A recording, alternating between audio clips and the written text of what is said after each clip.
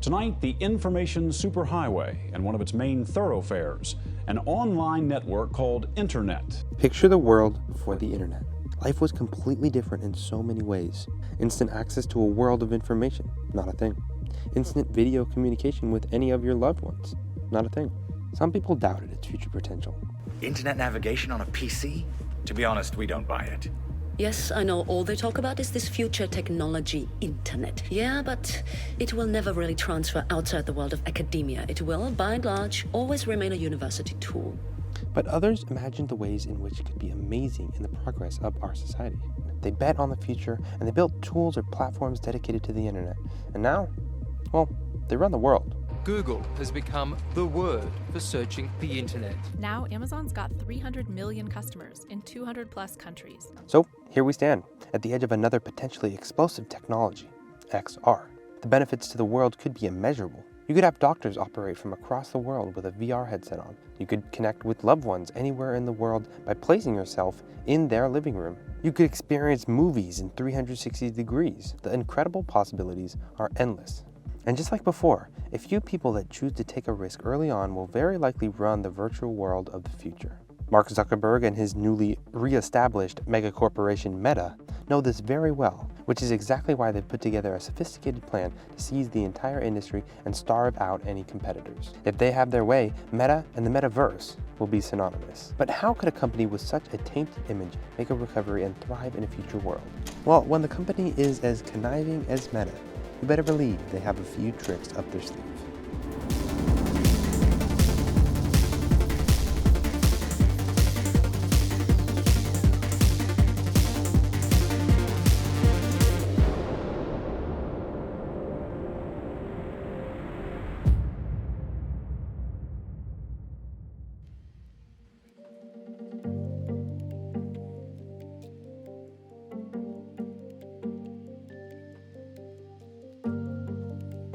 So, what do you do when you're a massive company that makes tens of billions of dollars per year and you spot a new market that you want to dominate? Well, of course, the first thing you do is throw money at it. For the past few years, Facebook and then Meta has been consistently spending around $5 billion per year on VR development. For 2022, they're upping it to $10 billion.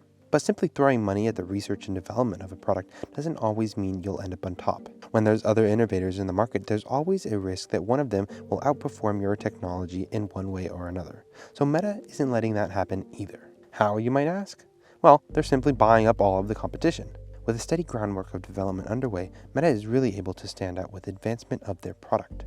Research and acquisitions allowed the company to create products like the Oculus Quest 2, one of the only impressive standalone headsets on the market. At the same time, they were able to fund intensive research into futuristic technologies. Devices like VR gloves that will remove the need for a controller, haptic feedback that lets you feel and touch what's happening around you, and its very own operating system, allowing the company to further distance itself from third-party companies and keep all technology in-house. In developing a wide range of advancement, they give themselves an opportunity to reach all areas of the market, from consumers to enthusiasts. Now, it's just a matter of capturing that market, which of course, they have quite the plan for as well.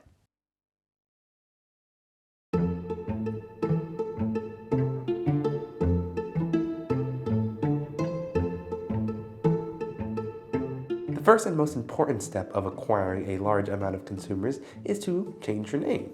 See, people are stupid and you can trick them by simply hiding behind an untarnished name. Just kidding. The Zuck wishes it was that easy, but unfortunately, the polls show a completely different story. What really makes a difference is obvious. Money. Meta knows. Money talks. Again, with the huge advantage of, being a massive cash-heavy corporation, they were able to place the Oculus Quest 2 at a ridiculous price, probably having to dip into the revenue generated by Facebook to sustain themselves. The Quest 2 has some of the best VR technology, yet you can get it for only $300. Compare that to the HTC Vive or the Valve Index, and you're looking at a $400 price difference at least. And that's not even including the price of a powerful PC required to run VR with those headsets. So how is that even possible? How is a plan like that viable in the long term? Well, because of a few reasons, all of which are genius, but also very manipulative. For one, they understand that adoption of an entirely new division of technology will take time. If they can lower the friction of obtaining a device now, they know they have your attention and can repeatedly pitch you on their promise of an exciting future, one where you're more than likely to buy another Oculus product. On top of that, they built the entire system to exclude any competitors. The Oculus Store is confined to Oculus products alone, not to mention littered with Oculus exclusives, which means developers are forced to distribute a portion of their sales to Meta if they want their app to be listed on the Oculus Store. Meta is pretty much guaranteed to make its money back since it's restricted its customers to purchasing games and software from one location, their Oculus Store. But let's not forget Facebook's bread and butter, advertising. In order to use an Oculus headset, you must sign into a Facebook account. Having this connection allows Meta to have one more data point that they can connect to your profile, meaning they can make a record of your interests and better understand how to properly target your buying needs. In the long term, this means higher profits for the company as a whole, since they can provide even more detailed information about you to advertisers.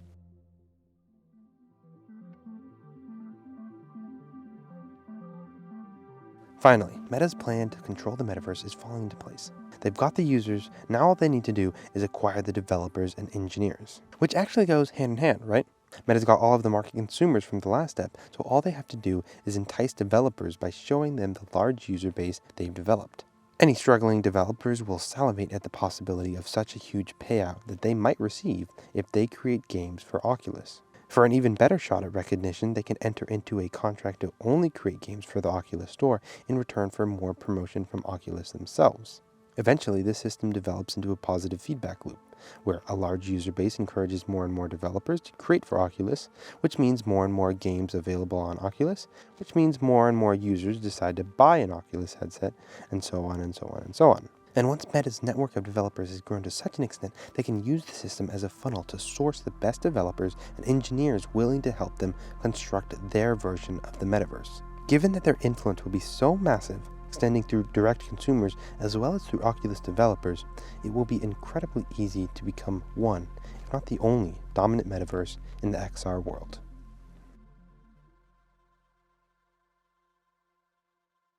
Thank you so much for watching all the way to the end. If you enjoyed the video, it'd be amazing if you could like and subscribe. I'll have a lot more similar content like this coming out very soon. And with that, I'm signing off. Thank you for watching again. Have a good one. See you in the next one. Adios.